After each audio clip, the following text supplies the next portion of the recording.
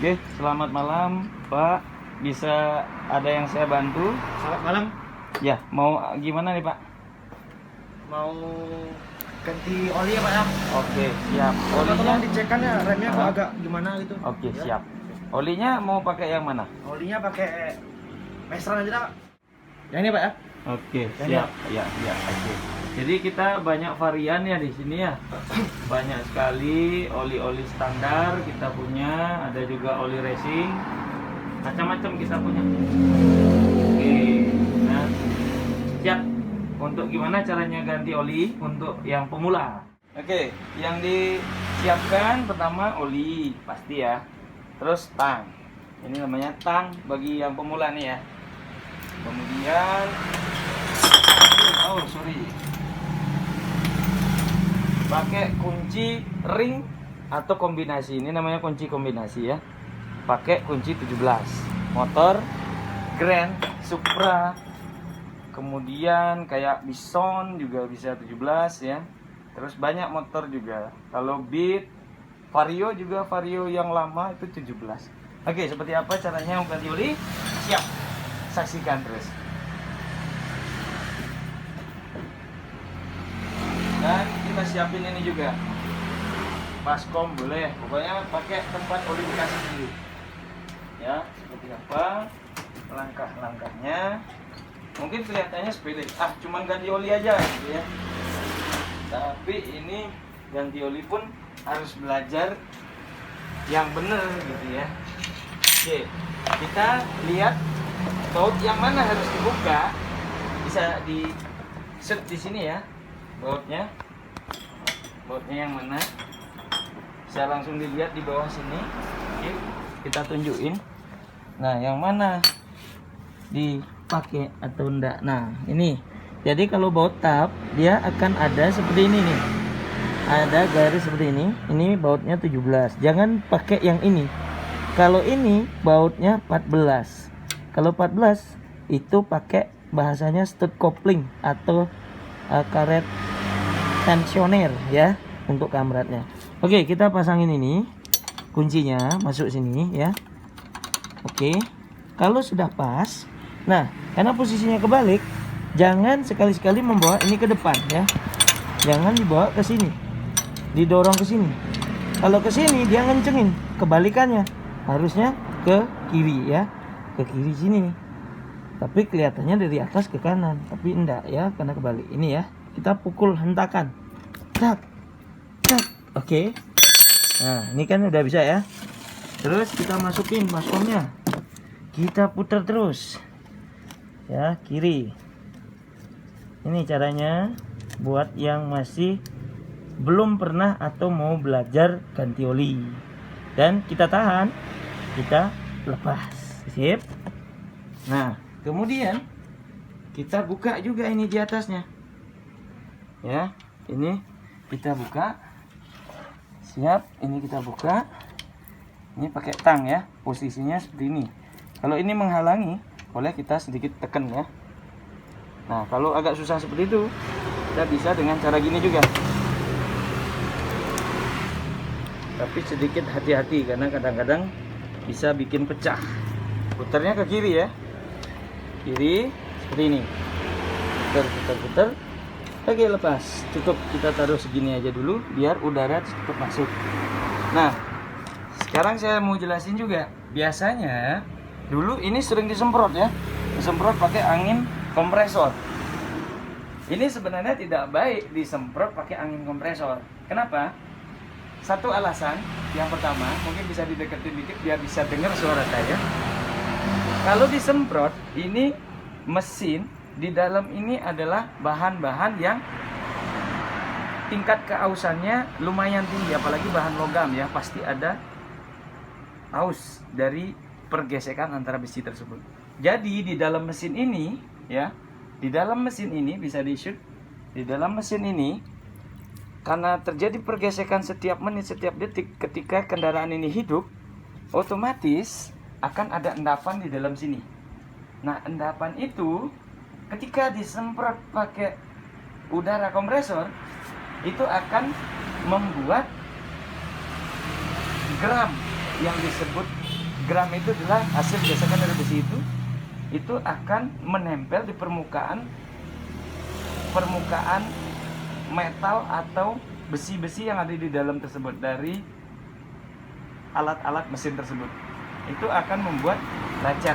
Nah, itu alasan pertama. Kenapa tidak disemprot? Lebih baik dia larut sendiri. Dan alangkah bagusnya ketika motor agak habis dipanasin ya, atau sempat gerak bentar ya. Jangan terlalu panas juga, takutnya nanti dol ya, ininya dol. Terus biasanya kalau disemprot ada alasan lagi kenapa tidak boleh. Karena angin kompresor itu mengandung air ya, karena seperti kita pelajari waktu SD di IPA itu udara kalau didinginkan akan menjadi air, betul ya? Nah, justru mesin ini terbuat dari baja yang tidak baik kena air. Nah, jadi sebaiknya jangan diisi air seperti itu ya. Jadi nggak usah disemprot, biarin aja sampai tetesan terakhir. Nanti setelah itu kita akan pasang nih. Nah, kita bisa lihat karena sudah mengering. Nah, cara pasangnya gimana? Oke, cara pasangnya kita bisa lihat dari sini ya.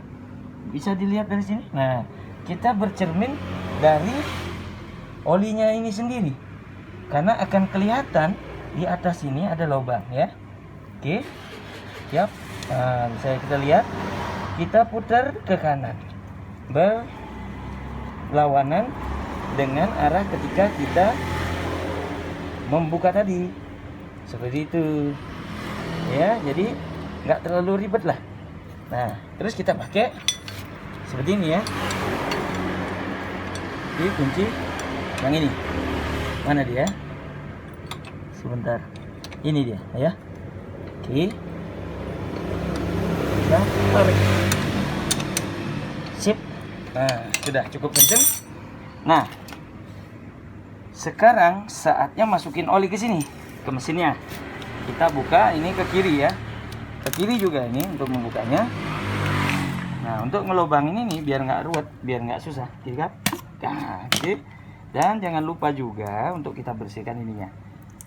Dan biasanya saya tidak pernah pakai corong ya. Caranya gimana? Tangan kita satu di sini ya. Oke. Nah, posisi dari botolnya bisa diperhatikan. Jadi posisi botolnya yang miring di bagian bawah ya. Jadi kemungkinan tumpah itu akan sangat kecil. Tapi kalau memang Anda tidak mau seperti saya, boleh menggunakan corong ya. Corong akan lebih gampang karena kebetulan corong kita nggak ketemu. Dan memang saya jarang menggunakan corong. Paling sering saya menggunakan cara seperti ini ya. Jadi kenapa saya tidak pakai corong? Karena di corong oli akan banyak juga menempel di situ. Jadi sama aja berkurang olinya gitu ya. Jadi akan lebih baik seperti ini ya, sampai tetesan terakhir. Dan saya tidak mau korupsi oli. Ya, oke. Sip, cukup. Nah, kita akan pasang lagi. Masukin. Ingat hati-hati di sini. Di sini sering salah. Nanti akan miring. Ketika miring susah dipasang. Oke, kita kencengin. Kencengin ini gini ya. Sangat mudah. Cip. Nah, oke. Kalau urusan untuk olinya ini udah selesai. Cuman di kita nih, kita ada tambahan lagi nih. Nah, ini seperti ini ya. Kita akan cek tekanan angin bannya. Ini harus rutin ya, wajib. Kalau di kita wajib sekali ngecek tekanan angin ban. Nah, angin ban itu pun ada aturannya, Bos. Tidak sembarang asal isi-isi. Nah, kita bisa tunjukin di sini dulu ya. Khusus motor Grand Supra biasanya ada di sini nih. Nah, ukuran dalam keadaan dingin. Artinya ban itu belum terlalu jauh berjalan ya. Itu kita pakai tekanan yang ini. Kalau ini kebetulan satuannya agak susah, lebih gampang ini. 29 PSI, 33 PSI. Berarti yang belakang. Nah, kendaraan ini kalau sering berboncengan akan lebih baik gunakan tekanan 33 PSI ya. Oke, cara ngisi anginnya ya seperti ini. Usahakan kita punya seperti ini. Nah, alat ukurnya bisa dilihat.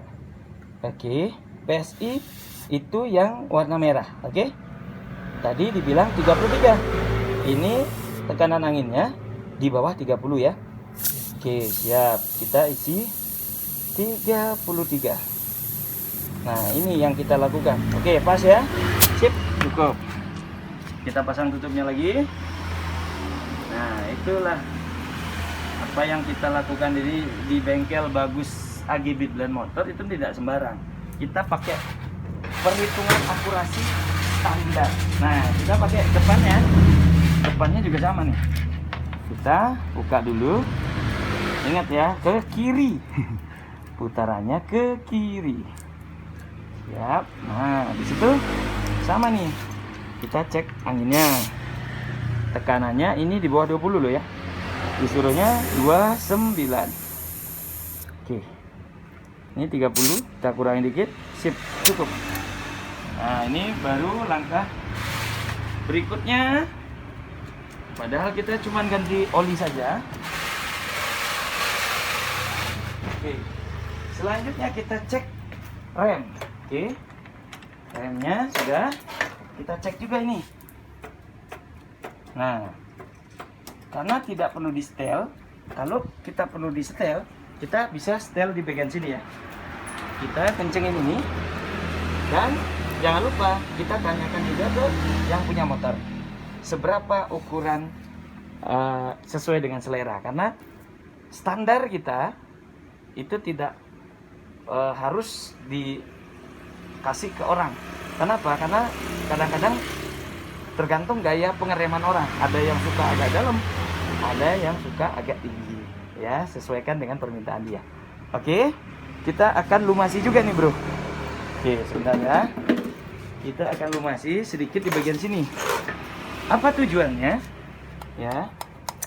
Nah, tujuannya untuk hubungan rem di sini agar selalu lancar. Biar tidak sering nyangkut padahal udah diganti kampas rem, tapi kok nggak bagus. Nah, di sini biasanya, bro. Nah, oke, di belakang juga sama. Belakangnya, bro ya. Kita lakukan pelumasan di bagian sini. Di bagian hubungan rem ini. Ya, secukupnya aja kita isi. Dan jangan lupa kita gerakin ini ya, pedalnya ya. Sip. Nah, karena ini motor lama, kita perlu perawatan juga khusus di sini. Nah, oke, bagian sini juga. Sip. Oke, gerakin juga ya. Selanjutnya di sebelah sini. Ya, kita isi jongkraknya juga nih, karena setiap hari bergerak. Jadi sedikit perlu pelumasan juga sama yang di pedal. Oke. Nah, oke. Selanjutnya rantai. Karena ini motor menggunakan rantai, beda dengan motor matic ya. Nah, kita harus isiin pelumas juga di sini. Oke. Sambil diputar-putar biar rata. Nah, seperti itu. Dan jangan lupa dicek ya. Ceknya ini ada jarak di sini. Gerak bebas. Jangan terlalu kencang dan jangan terlalu kendor. Kalau terlalu kencang, dia akan bunyi, dan sebaliknya kalau terlalu kendor juga sama, akan timbul bunyi ya, dan tidak nyaman digunakan. Siap. Kemudian langkah selanjutnya kita akan lakukan pencatatan ya. Kita akan selalu pencatatan. Oke, saya pinjam dulu lapnya sebentar. Bisa di stop dulu, di pause sebentar boleh.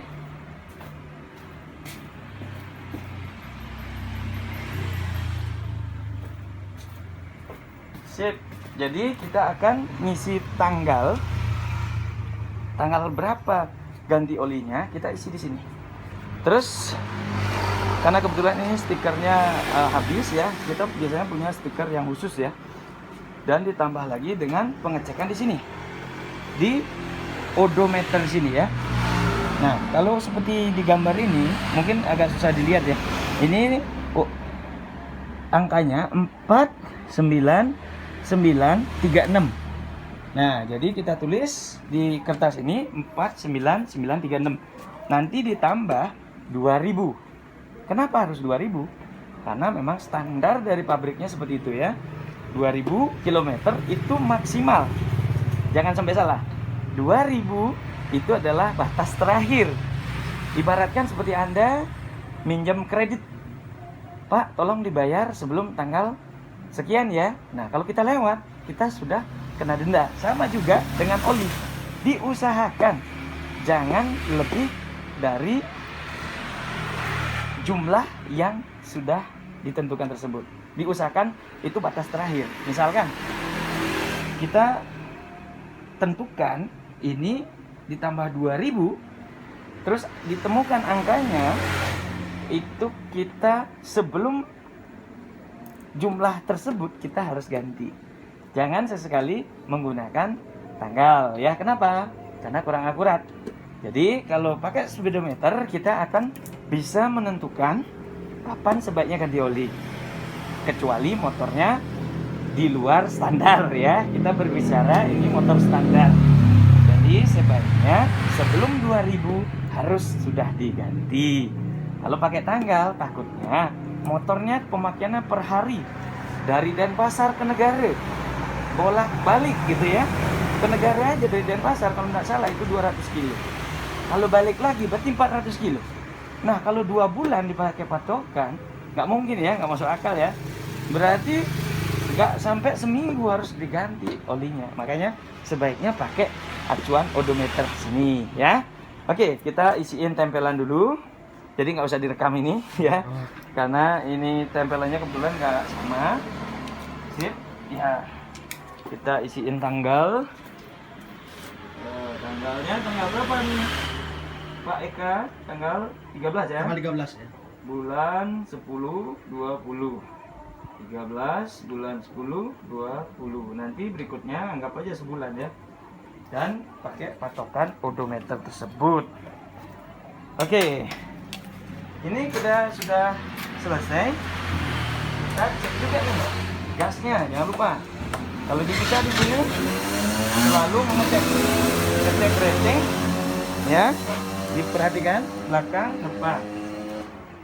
Ya, kanan kiri. Nah, kebetulan rating yang di sini mati. Jadi kita harus komunikasikan sama orangnya. Nanti kalau orangnya setuju kita ganti. Kalau enggak ya sudah, cukup ganti oli saja. Jadi pengerjaan ganti oli di kita ya. Nah, jangan lupa juga cek gasnya. Kita cek gasnya. Jangan lupa diisi pelumas sedikit ya.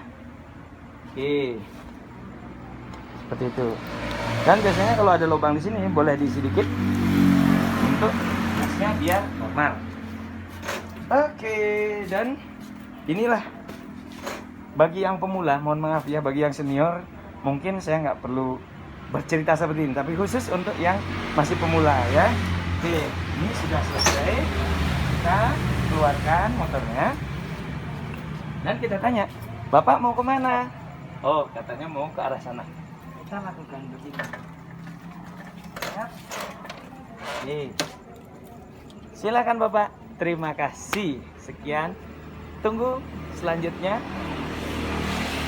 Cara-cara seperti apa aja ya. Makanya jangan kemana-mana, terus tonton di Bagus AG Bengkel ya. Bengkel Bagus AG. Ingat di subscribe, di pencet loncengnya ya, di share komentarnya pun untuk membangun channel kami. Terima kasih. Sukses.